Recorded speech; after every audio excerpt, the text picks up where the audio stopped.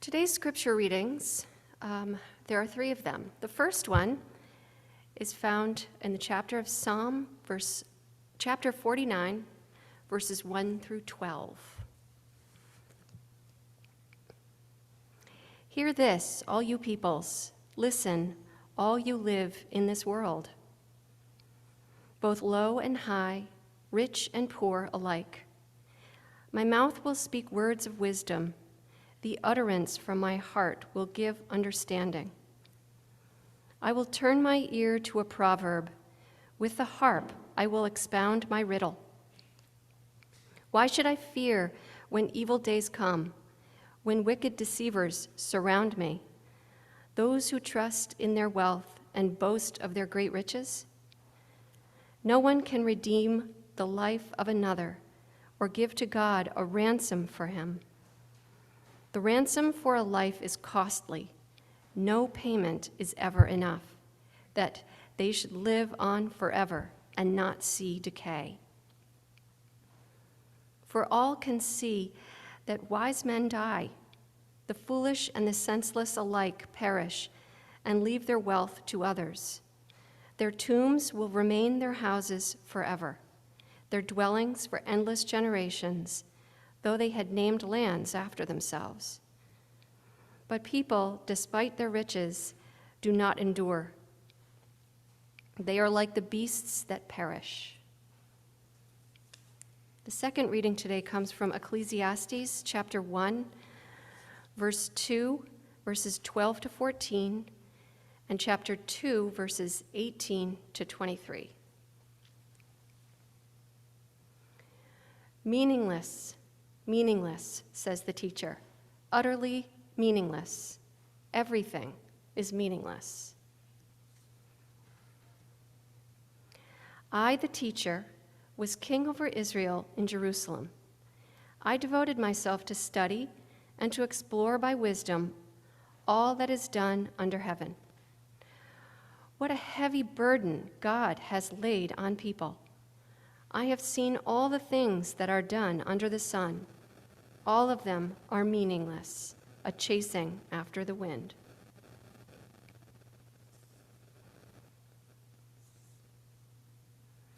I hated all the things I had toiled for under the sun, because I must leave them to the one who comes after me. And who knows whether he will be a wise man or a fool? Yet he will have control over all the work into which I have poured my effort and skill under the sun. This too is meaningless. So my heart began to despair over all of my toilsome labor under the sun. For a man may do his work with wisdom, knowledge, and skill, and then he must leave all he owns to someone who has not worked for it. This too is meaningless and a great misfortune. What does a man get for all of the toil and anxious striving with which he labors under the sun? All his days his work is pain and grief. Even at night his mind does not rest. This too is meaningless. And the third reading today comes from the book of Luke, chapter 12, verses 13 to 21. It's the parable of the rich fool. Someone in the crowd said to him, "Teacher, tell my brother to divide the inheritance with me." Jesus replied, "People, who appointed me a judge or an arbiter between you?" Then he said to them, "Watch out. Be on your guard against all kinds of greed. A man's life does not consist in the abundance of his possessions." And he told them this parable. The ground of a certain rich man produced a good crop. He thought to himself, "What shall I do? I have no place to store my crops." Then he said, "This is what I will do. I will tear down my barns and build bigger ones. And then I will store all my grain and my goods. And I'll say to myself, you have plenty of good things laid up for many years. Take life easy, eat, drink, and be merry." But God said to him, "You fool, this very night your life will be demanded from you. Then who will get what you have prepared for yourself?"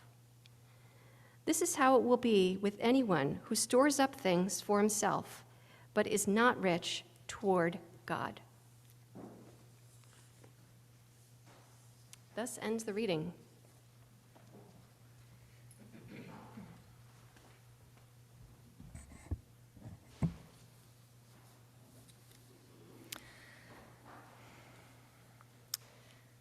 Our readings from Scripture today all address a big theme, the problem of wealth.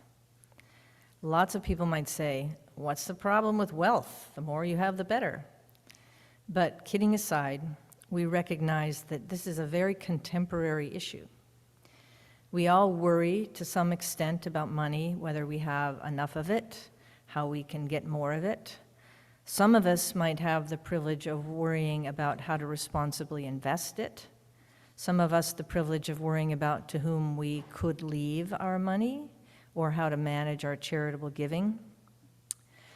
The problem of wealth in our country and our world is also at the forefront of the news, with a widening gap between the rich, the very rich, the middle and working class, and the poor, and news of disagreements about how our nation should be spending its money in our communities, our nation, and abroad, especially on how to help those most in need. This has been a moral and political issue in human life for a very long time, and something the Scriptures encourage us to keep thinking about and working on. The readings today clearly offer some warnings about wealth. It's risky to trust in money and things because they don't really guarantee you anything. They don't guarantee health, they don't guarantee a long life, they don't guarantee security or love or peace of mind or a place in heaven. The readings also warn that if you're looking for meaning in life, totally based on your toil and the riches you gain from it, you might, like the speaker in Ecclesiastes, find yourself in the middle of an existential crisis. All that gain can seem meaningless because you can't take any of it with you when you die. You have to leave it all behind, and you have no real control over what happens to it. The readings also warn that it's risky to spend all of your time focusing on the material world, how to make and save more money or amass property or things so that you have security. If you're spending all your precious life energy focusing on the material world, chances are you're not paying enough attention to non-material treasures, things you can't buy on Amazon, like appreciating the beauty of the natural world or the good feeling of spending time with family and friends or developing your spiritual life. It's tempting to think that these passages are just talking about the very rich, those multimillionaires, which makes those of you who are not very rich feel like we're kind of off the hook. But of course, wealth is relative. Wherever you are on the spectrum of material security, there will always be someone who has more than you and always someone who has less than you do. Some of us are monetarily rich, but maybe poor in other ways, and it could be the other way around. Some of us might be poor in money, but rich in spirit. We're all rich in some ways, and we're all poor in some ways. So instead of just giving us an opportunity to judge the very rich, it's interesting to think about these readings as an opportunity to put ourselves in the center place and ponder how these readings might speak to us personally, whoever we are. We can hear the pain and confusion and anxiety and fear in these voices. But I worked so hard for this. Why shouldn't I be able to keep it for myself? I thought my work and what I gained from it was the key to my happiness. But of course we know it isn't, not really. The most important things in this life and in the one after this one cannot be bought. They're not even for sale. They exist completely outside of the market economy. They have no price tag. They are priceless. Maybe you've seen the ads that are part of that famous MasterCard campaign called Priceless. One of the commercials in this campaign has a dad who's taking his son to a baseball game. They buy the tickets, the popcorn, the hot dog, the drinks. The voiceover lists the price for each of these items, and it quickly adds up. Then the camera comes in close to the dad and the kid, and they're clearly having a great time, and you can see it means a lot to both of them. This is one of those special moments you can imagine them both cherishing into old age. Then the voiceover says, "Some things are priceless. For everything else, there's MasterCard."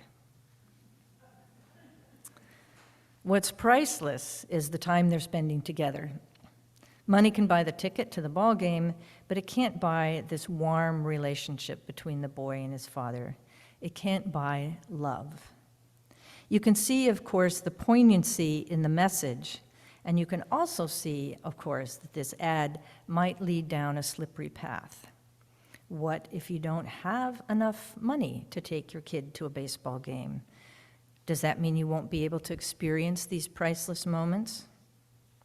And what if MasterCard allows you to spend all that money on loan and your kid has a rotten time and doesn't love you?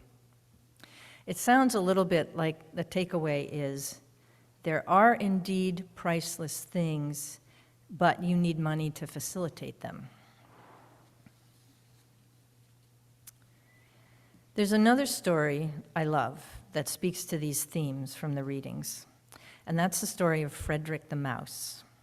It's a children's story by author Leo Leone. Frederick lives with his tribe of field mice in a stone wall. It's summertime, and they're busy preparing for winter, except Frederick. As the other mice collect seeds and nuts and dry grass to insulate their little house in the stone wall, Frederick seems to be daydreaming, sitting in the sun, wandering around in the bright meadows. They accuse him of being lazy. There's a sense of great urgency to their work. This is life and death survival, after all. "We're all working so hard to accumulate stores for winter, Frederick," they say. "What are you doing?" He answers that he's collecting other treasures, words and colors and smells and images. They roll their eyes. In the beginning of the winter, the mice have everything they need.